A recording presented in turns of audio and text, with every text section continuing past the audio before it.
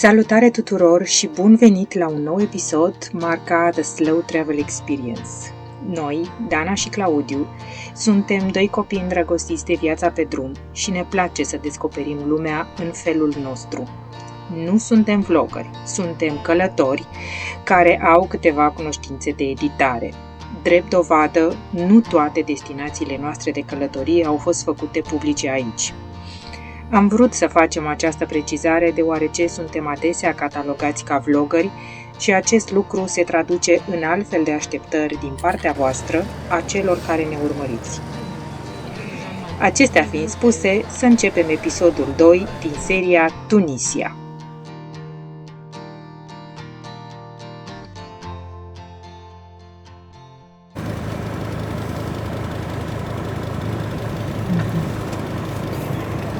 Să ne spui și nouă după aia cât plătești. Bonjour.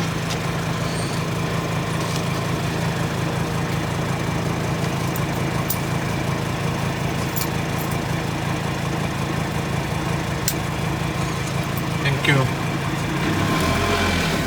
Așa? 0800. Asta înseamnă 1 leu. 1 leu și 20 de bani sau ceva de genul. Ca să trecem cu ferii de pe continent pe Gerba, cu mașină, cu tot. 1 leu. Ce mai cumpăr Claudiu în România cu 1 leu? Crezi că mai intrăm? Nu știu. Cred că da.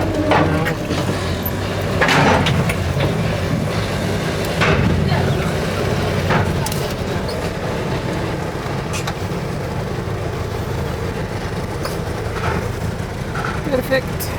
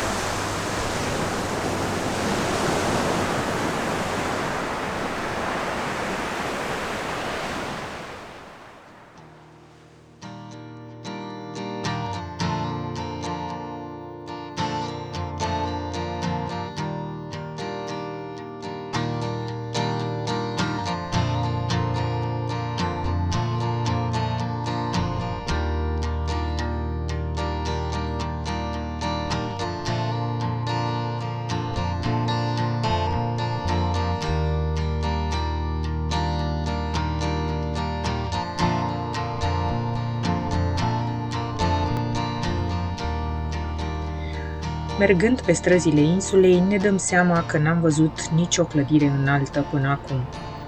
Citim apoi despre faptul că este interzisă construcția lor pe Gerba.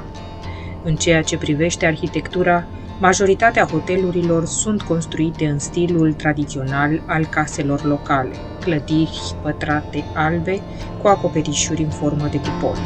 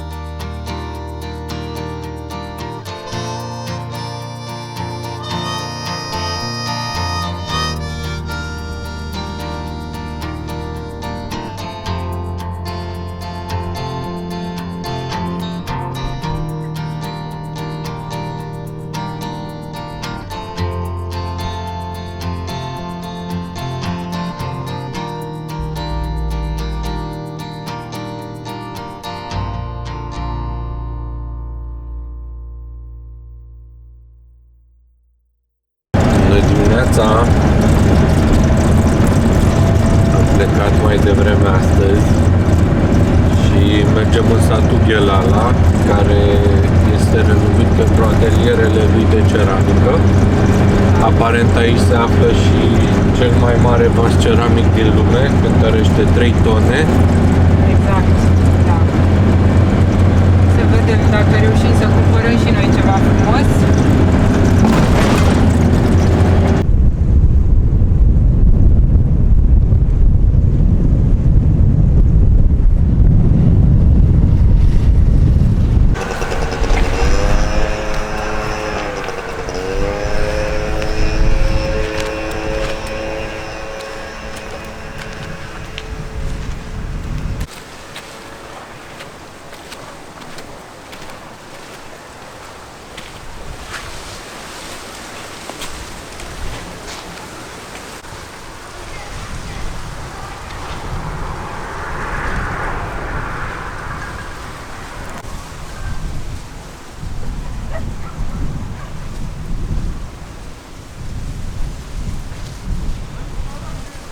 Nu pare să fie nimeni. Putem să ne plimbăm în voie pe aici, prin curte.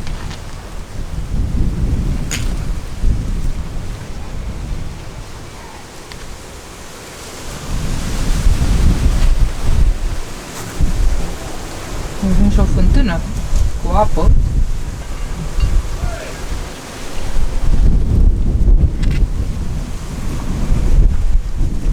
E închis? Acolo? Nu e închis, dar nu e acolo. Ok, și ce facem? Hai să mai căutăm. Căutăm alt olar? Cred că da. Oala aceasta este pentru gătit. Fac ceva feluri cu carne și legume în ea. Nu știu exact cum se numește.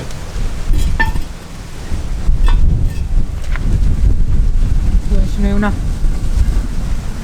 Sincer, aici cred că e bancul de lucru. Aici se prepară lutul. Aici pare să fie o roată. Nu? Acolo e fântâna.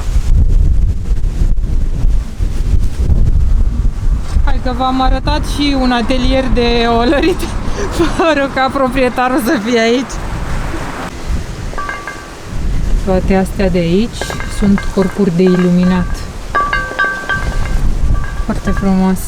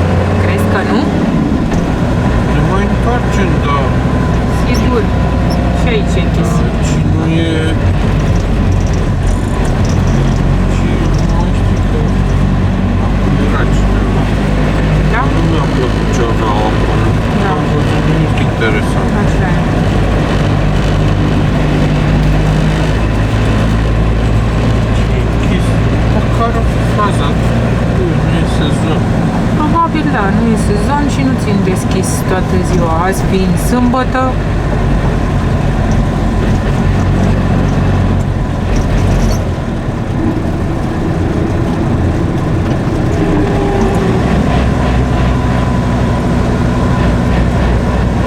Vrei să mergem pe la ăștia pe aici? Nu. Nu? Nu.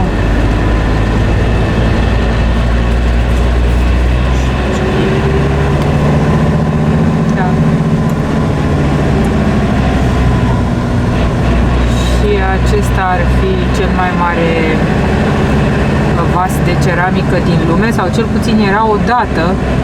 Și uite, e piață la Midun.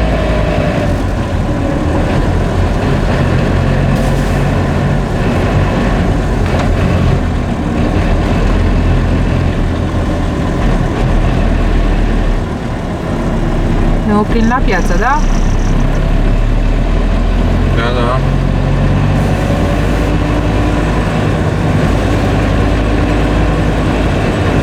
care nici nu e așa mare.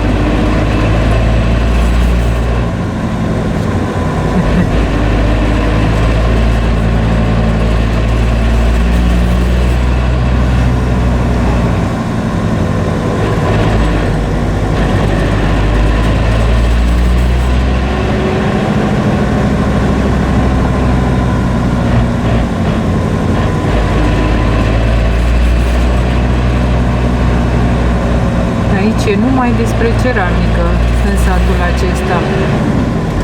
Este tot ceramică.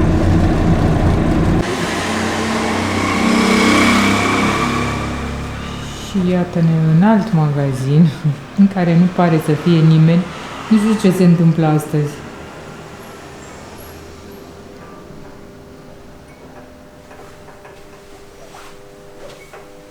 Wow, o mulțime de lucruri frumoase.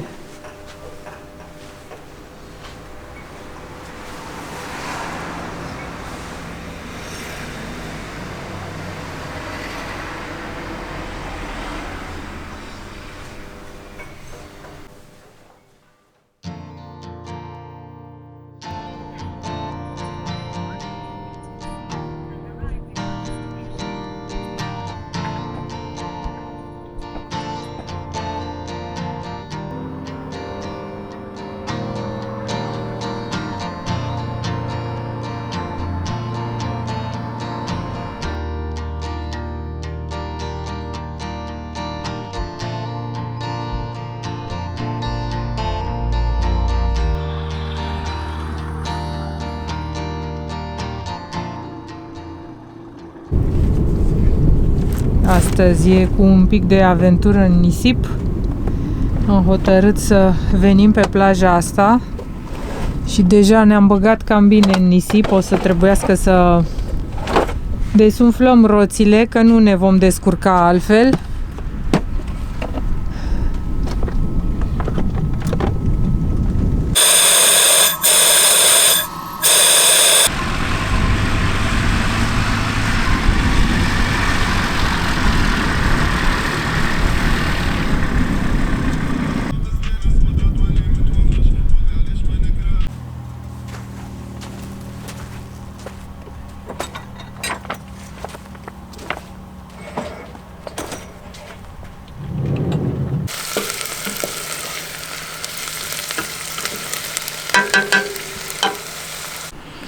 E prima zi astăzi când gătim și noi afară, pentru că până acum a fost ba vânt, ba ploaie și astăzi suntem aici în locul acesta unde nu e mare lucru de făcut, e doar o plajă acolo în spate și astăzi gătim. Ce mai gătim în afară de mâncarea asta? O pizza și o prăjitură.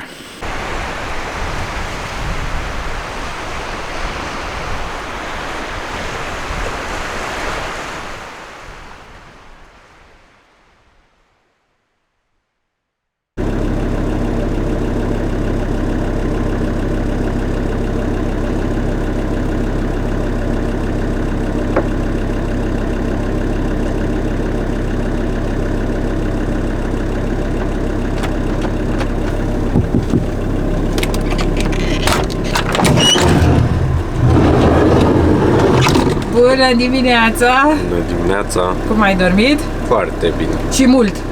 Am dormit mult aici. Astăzi o să mergem până la capătul limbii acesteia de nisip pe care ne aflăm. Vrem să filmăm un pic și cu drona, că cred că se vede foarte frumos.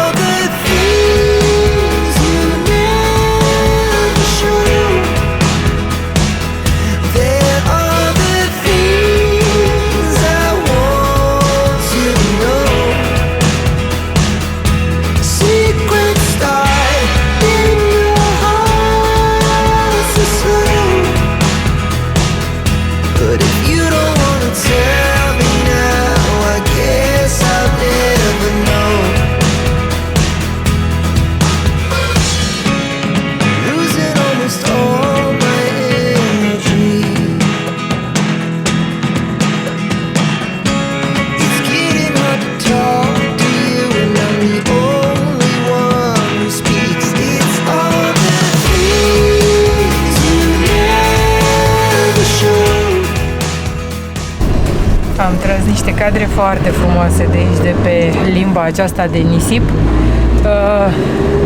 Ne-am întâlnit și cu niște nemți care au 4x4 și ne-au spus că aici nu se poate intra. Uite că am intrat, uite că am făcut și noi ce au putut să facă și ei, foarte fain. Am văzut și flamingo.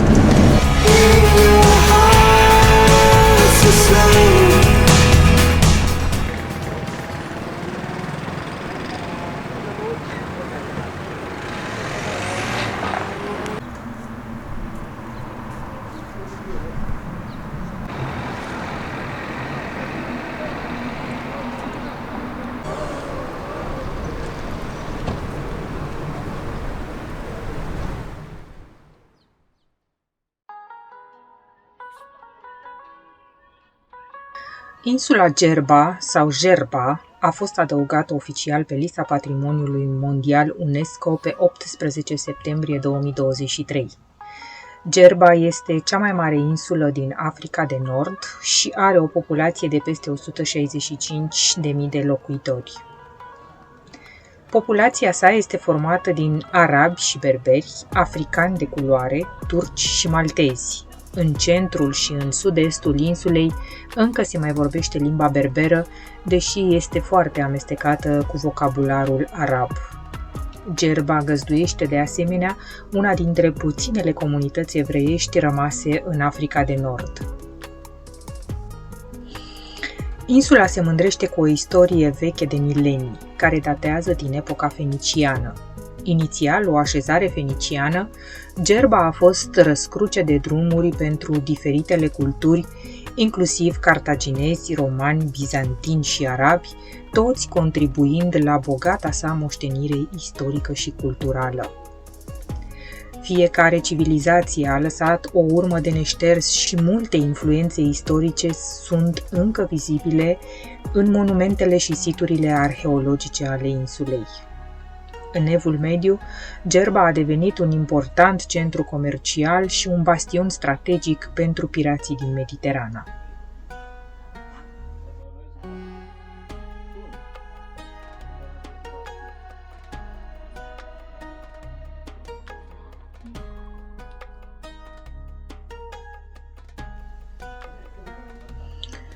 Am rătăcit cu plăcere prin bazarul de la Humt Suk. Pe străduțele înguste, vânzătorii au scos marfa cât mai la vedere.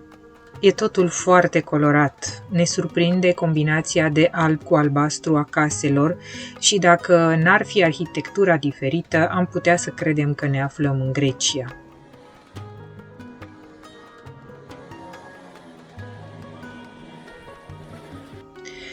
Moscheea turcilor e una dintre cele 365 de moschei cu care se mândrește insula, o moschee pentru fiecare zi a anului.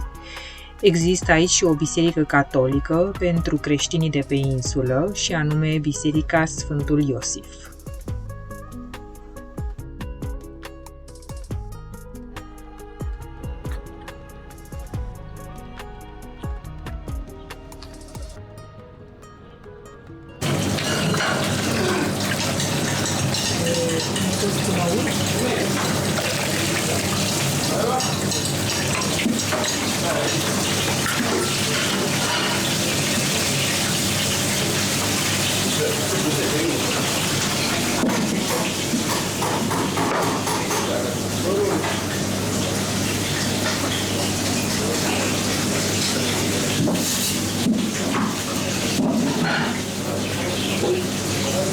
Vrei tu, da?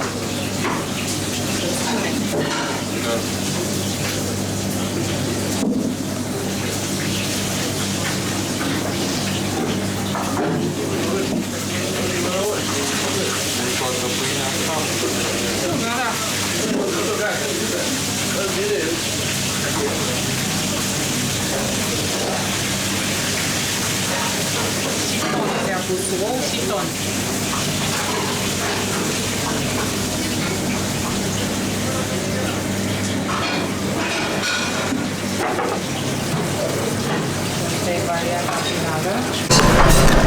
Eu mi-am luat varianta fără ou și fără ton, așa arată, e o supă de năut cu harisa, ce vedeți roșu e harisa și nu știu, am mai pus ceva, dar nu mai știu ce, că n-am apucat să văd tot. Și Claudiu are cu ou și cu ton, exact așa cum ar trebui să fie. Pâinea aceasta am rupt-o și am pus-o pe fundul castronului și acum absorbe toată zeama. Să vedem cum e. E foarte multă lume care mănâncă aici. E animat. Foarte interesant, foarte parfumat, condimentat, da. Și foarte iute. E și iute, dar e bun. Are sigur cumin, că se simte puternic.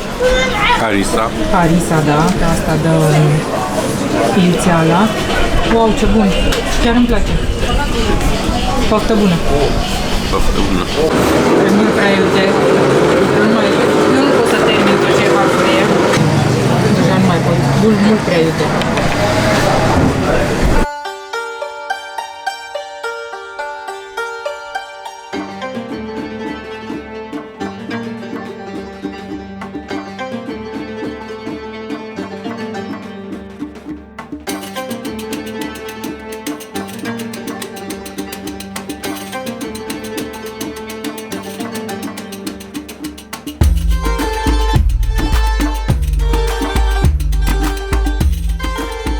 Locul acesta se numește Djerbahud și este practic un muzeu în aer liber. Satul se numea originar Eriad, care în arabă înseamnă cartier mic. În 2014 începe însă proiectul Djerbahud, unde 150 de artiști din 30 de țări vor picta pereții caselor din acest sat și vor realiza 250 de lucrări artistice individuale și colective, pentru care au folosit 4500 de spray-uri.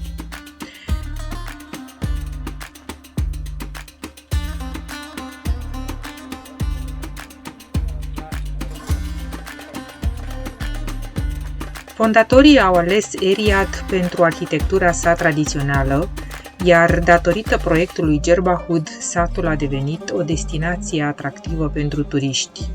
De fapt, întreaga insulă, care a suferit din cauza proastei colectări a gunoiului după Revoluția din 2011, a câștigat o atenție pozitivă datorită proiectului.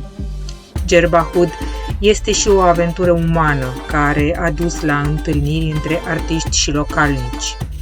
Toți cetățenii și comercianții din cartier au susținut echipa de artiști și au contribuit la aprovizionarea cu materiale. Chiar și cei care la început s-au arătat reticenți au cerut ulterior comitetului de organizare și artiștilor să vină să picteze și pereții lor.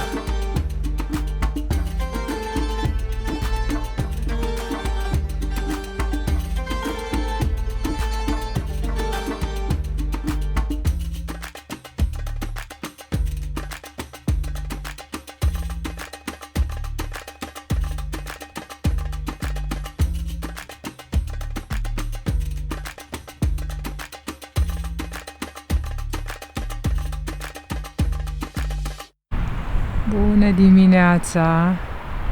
Ia uitați pe ce plajă frumoasă suntem noi. Arată așa pentru că e la reflux și mare parte din apă s-a retras și se vede nisipul alb. Mi-amintește de plajele din Oman. Foarte, foarte frumos. Pescarii vin aici să-și pună plasele de pescuit și capcanele.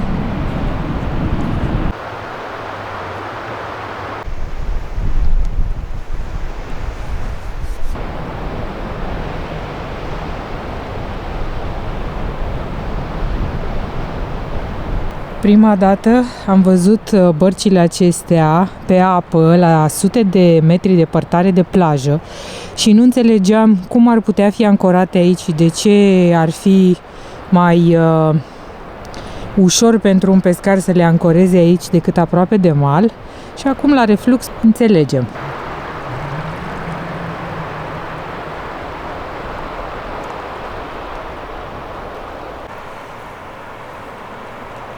Au lăsat pescarii niște crabi pe care i-au prins cu ajutorul cuștilor și i-au lăsat aici. Și încă mai trăiesc.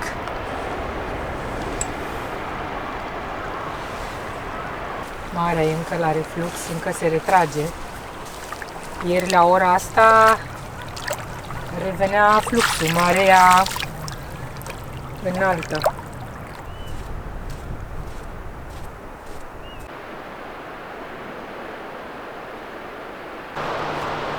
Cât de frumos e locul acesta la reflux. Stăm aici de 3 zile și nu ne mai dăm duș. Foarte frumos.